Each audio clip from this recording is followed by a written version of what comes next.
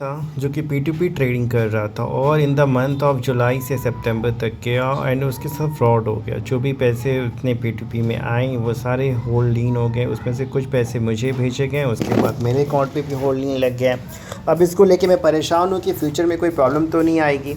ऐसे बहुत से लोग हैं कि सर मेरे एरिया में कोई बंदा था, क्रिप्टो ट्रेडिंग कर रहा था, USDT की डीलिंग कर रहा था और उसने मुझे भी बताया कि आप अपना बैंक अकाउंट रेंट पे दे दो, बदले में आपको कमीशन मिलेगा। मैंने उसको दे दिया उसके कहने पे कि चलो ट्रेडिंग का काम है, USDT का लीगल है।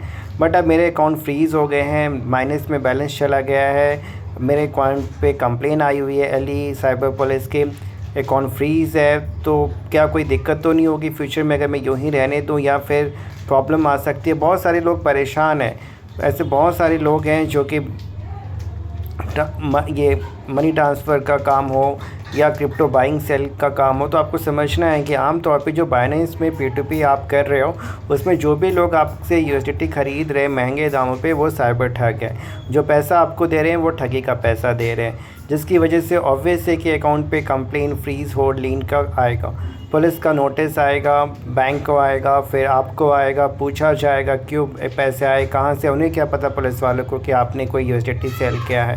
उन्हें तो यही लगता है कि जिन लोगों ने ठगी की आप उनके साथ मिले हुए हो, उसी शक के आधार पे आपके अकाउंट पे होल्डिंग लगाया कहा जाता है कि आप थोड़ा सा P2P स्कैम, बाइनेंस पे लालच में ना फंसें। जिनके साथ ट्रेड कर रहे हैं पहले उनसे बात करें कि वो क्या करते हैं, नहीं करते हैं, कहाँ से उनके पास पैसे आए हैं, तभी उनको आप USDT दें और उनसे पैसे लें, अदरवाइज़ आप प्रॉब्लम में फंसेंगे। बहुत से लोग हैं जो P2P की वजह से अकाउंट फ्रीज़, होल्ड, लीन हो रहे हैं। अब अकाउंट होल्ड, लीन हो जाए तो डरे ना, आपने कोई फ्रॉड नहीं किया, आपने कोई ठगी नहीं की है, आपके पास प्रूफ है। जो भी आपने P2P में ऑर्डर हिस्ट्री है वो आप रखें, क्योंकि आपके पास तो प्रूफ है कि जो भी क्राइम फ्रॉड हुआ उसमें कोई इन्वॉल्वमेंट नहीं है। जिसके साथ फ्रॉड हुआ आपकी उससे कोई बातचीत नहीं है।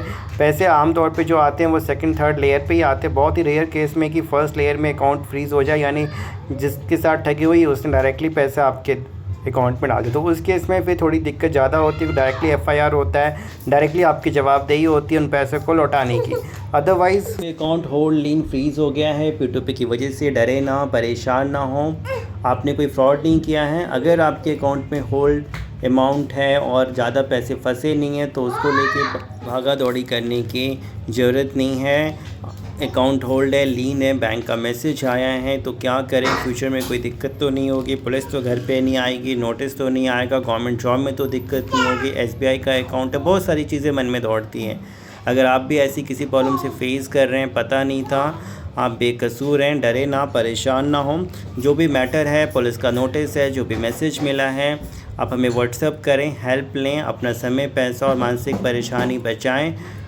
क्योंकि सही जानकारी जब आपके पास होगी, क्या करना है, नहीं करना है, क्या सही है गलत, तो आपको डर नहीं लगेगा। अदरवाइज़ बहुत से लोग डराएंगे, धमकाएंगे, नहीं डायरेक्टली आप पे FIR हो गई है, पुलिस कभी भी घर पे आ सकती है। फर्स्ट लेयर में है, क्लियर करवाना होगा, क्लियर कराने के नाम पे हज़ारों रुपये आपसे मांगे जाएंगे, जो बेवजह आप खर्च करेंगे। जब जानकारी नहीं होगी तो डर लगता है। सही जानकारी, एक सही मदद जिससे आपका समय, पैसा बचे, वो आपको हमारे द्वारा मिलेगा। तो जो भी मैटर है व्हाट्सएप करें।